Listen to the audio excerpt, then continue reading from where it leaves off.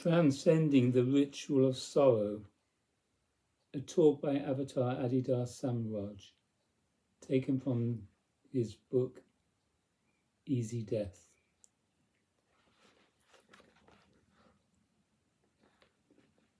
The sorrow you feel when someone you know dies is, at least to some significant degree, a learned response. Perhaps it can even be totally accounted for as a learned response. In any case, such sorrow is a response you must, in due course, overcome. It seems to you to be a natural response, but it is in fact rather automatic, learned, and conventional. It is the response you feel you are obliged to make, whereas the only real response to which you are called has nothing to do with sorrow. You tend not to be equipped to demonstrate freedom from sorrow when somebody dies. Rather, you become involved with the vision of death in front of you, the leftovers, the grotesque meat form that is breaking up and returning to the elemental state. Under such circumstances, you forget the point of view of truth and basically indulge in the presumption that death is a problem. Death is a living event, and sorrow is a basic component of your reaction to somebody's dying. Sorrow is ego-based. It is your way of dwelling on what you have lost. The feeling of sorrow does not really take into account the one who has died, except as someone from whom you have become separated. Thus, most of the emotions you indulge when somebody dies are your own problems, reactions you must deal with or overcome. Nevertheless, it is not altogether inappropriate to be sorrowful when someone dies, but you must find another resource, a greater capability, through which to be free of the vision of death that confronts you at such a time. The sorrow you feel at someone's death is not just the result of memory.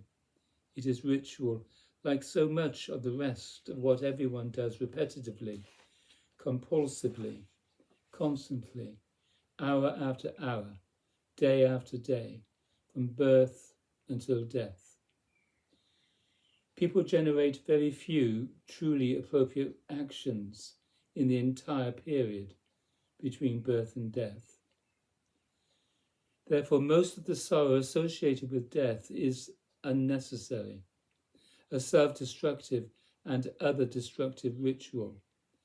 Passing through the ritual sorrow and complication relative to the sickness or death of someone with whom you have had a very strong emotional connection and daily interaction is, perhaps, inevitable. You must still overcome your sorrow, but sorrow is, at least temporarily, appropriate.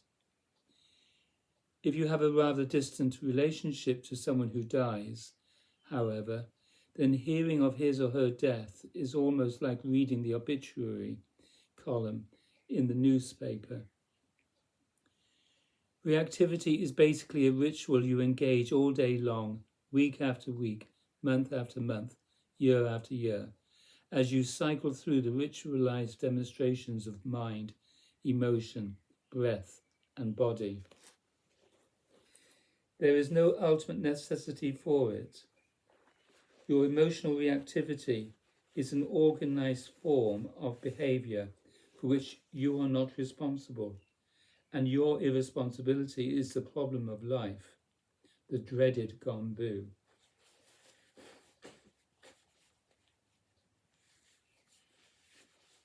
That was a humorous name that Adidar gave the ego, this activity of the self-contraction, which is not necessary.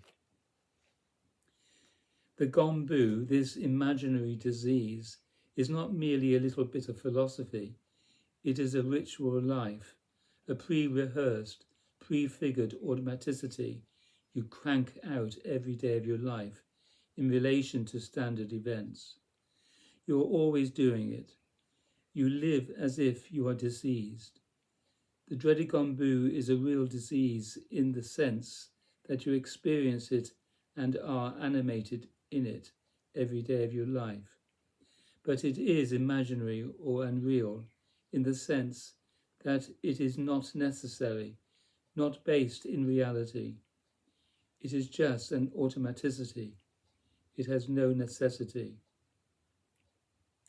Since the dreaded gombu is unnecessary, there is therefore no necessity to devote your life to overcoming it. But people are so full of their rituals, so bound up by forces of habit and states of reactivity, that they are not free to enter the real spiritual process, because they must attend to all their egoic rituals and serve their egoic priesthood. It is almost as if they were paid employees of cosmic nature.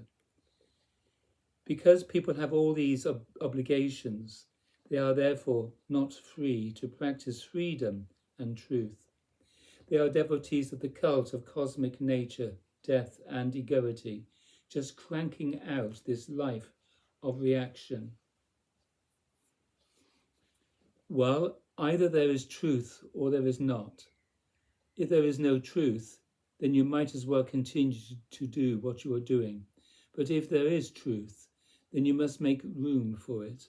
You must give up your commitment to conditionally manifested nature and become involved in a totally different kind of existence. To do so is your business, and only you can do it. Only you can renounce the cult of your false suffering. Devotee, beloved Adidar, I remember when I received the telephone call from my brother notifying me that my father had died in London. He was fairly young, about 62, when he died of throat cancer. I had not had any relationship with him for 15 years, except for one meeting, because I was a member of a monastic community whose discipline included abandoning karmic connections. I remember being very surprised by the fact that for about an hour I passed through quite an emotional catharsis about his death. I saw that I had never really made a connection of mutual understanding with him during his lifetime. He had never understood why I went to the monastery, and I had never really understood him. Perhaps I remember feeling, if only we had had one last conversation and really straightened out our relationship.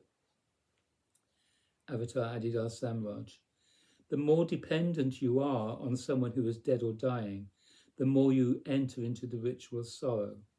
But it is really yourself that you are dealing with. Your primary activity in relation to the death of another is self-meditation, a narcissistic ritual in which you feel confounded, frustrated, reactive, and basically disconnected. The feeling of disconnection is an essential part of your reaction.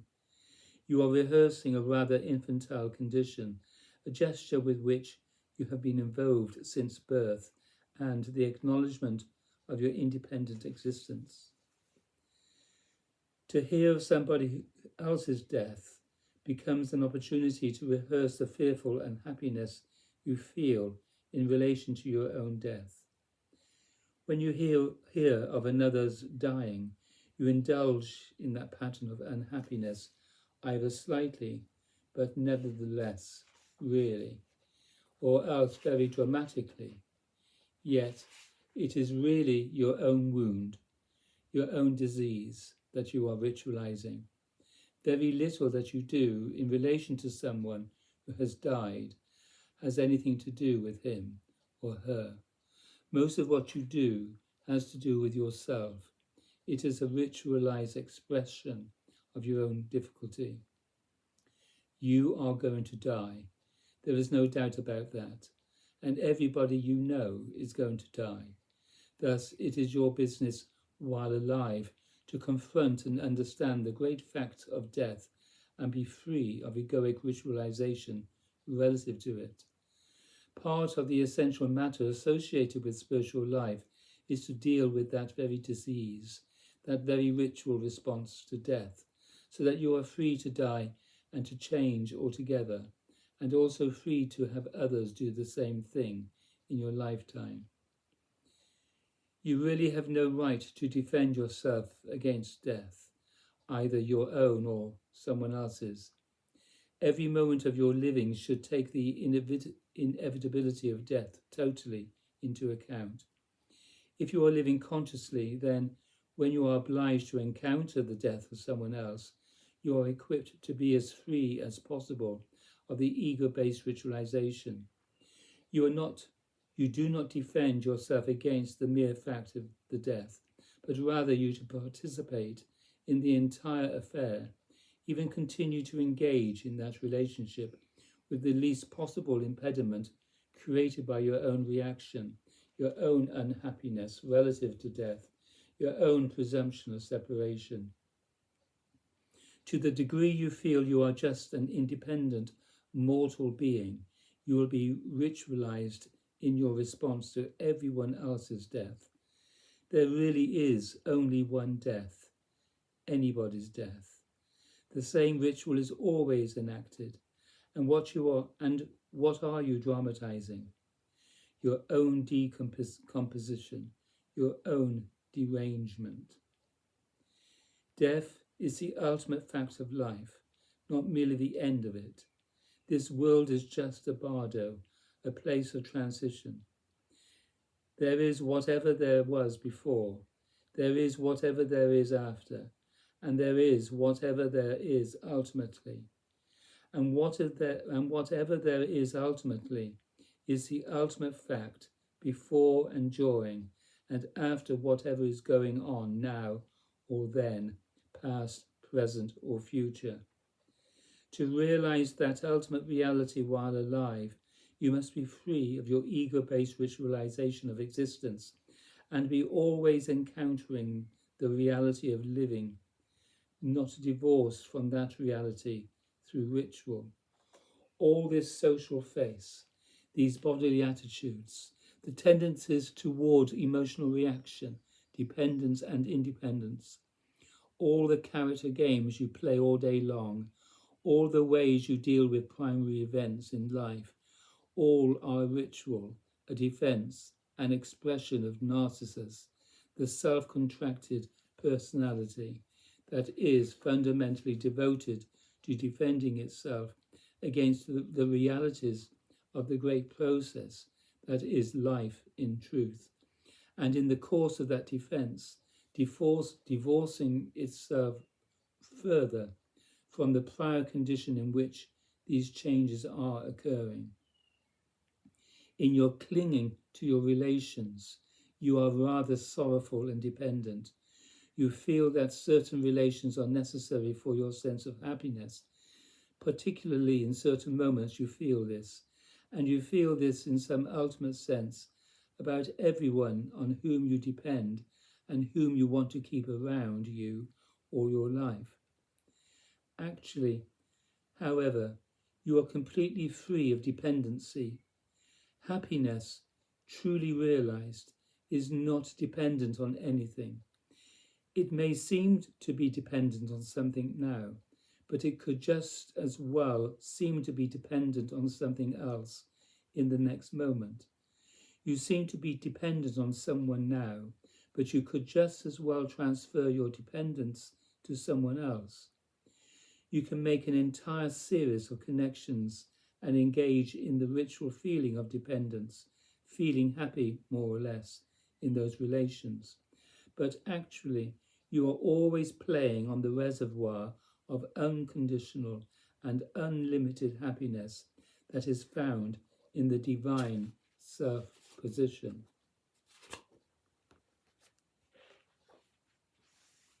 In the present moment, you may feel so dependent on someone that you would be very sorrowful if he or she left you.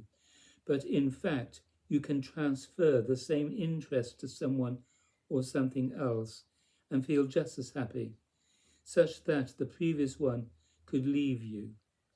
This ordinary fact tells you that you are not really dependent on anyone or anything, but you are engaging in a ritual of dependence and locating your happiness in various relations.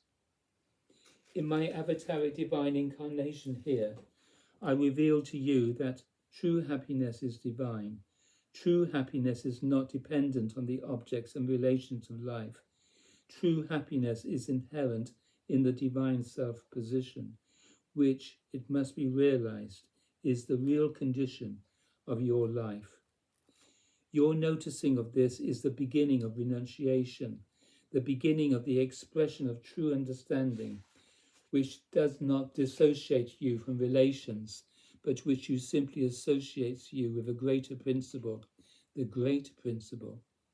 Therefore, rather than making your conventional happiness depend on your relations, turn to me instead, and thereby magnify true happiness in your relations.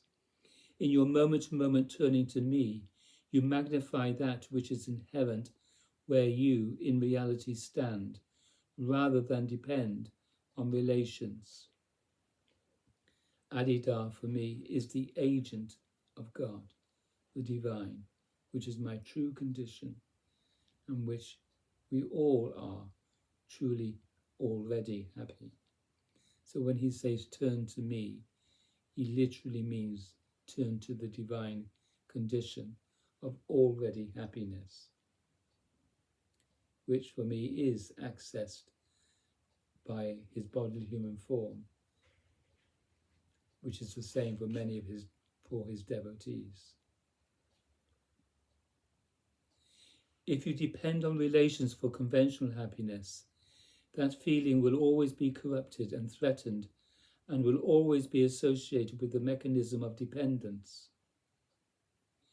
Likewise, you will always be moved to become independent, because you do not like the feeling that happiness is dependent on someone else, some condition, some object, some circumstance. You do not really settle into even these dependencies. You rebel against them and become dissociative toward the very relations on which you depend. You corrupt your happiness even in circumstances in which you do have the option to be happy. Therefore, turn to me and discover the fullness of the true happiness that is inherent in the divine self-position. Discovering inherent happiness, you do not thereby dissociate from relations. Rather, you have the capability for the relationship. If you are already established in that which is happiness, in other words, then you are capable of relationship. The summary of the Hebrew law, as it appears in the New Testament, in a statement attributed to Jesus of Nazareth, is love God absolutely, and then love your neighbour fully. However, you do not tend to live according to this law.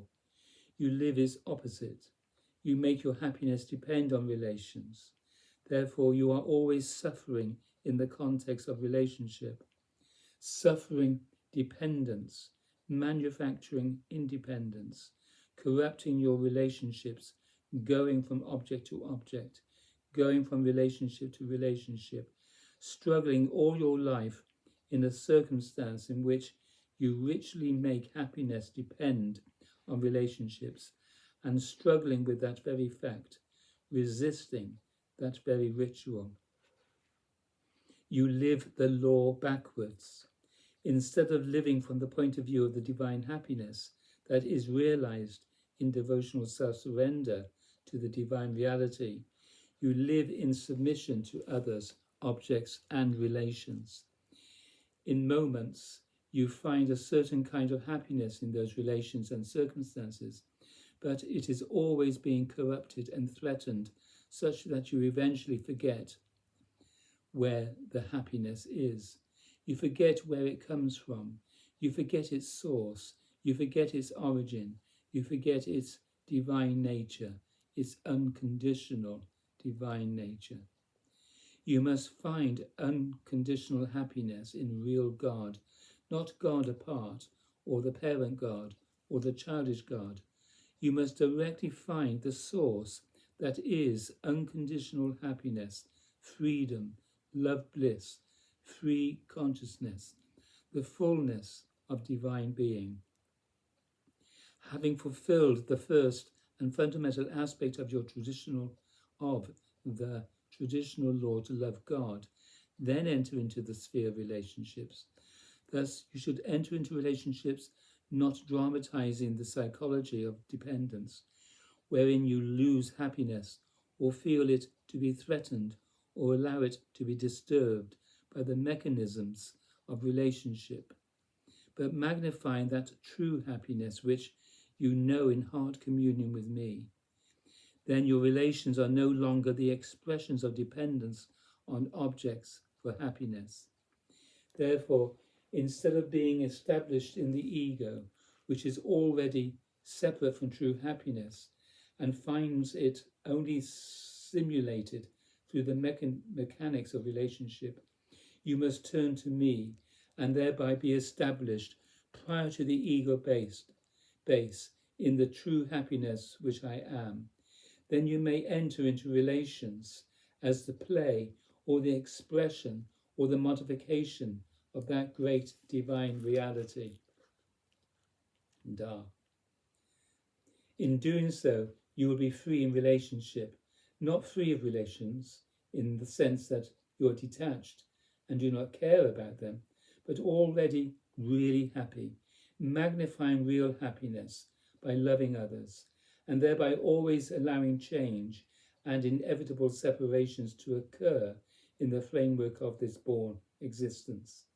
If you rightly fulfill the traditional law, then ultimately your immersion in my great well of happiness will outshine the noticing of relations and objects and the separate I or functional ego. Everything arising is nothing but a play on the divine reality, a modification of that.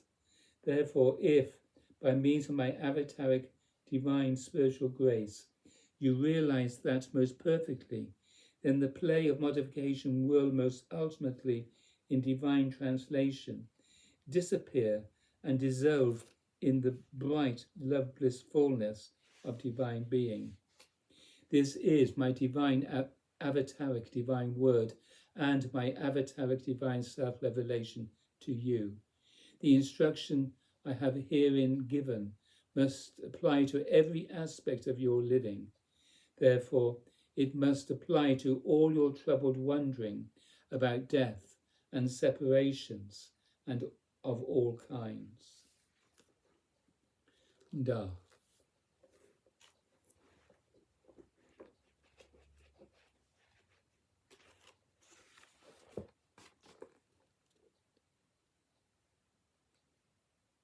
Da.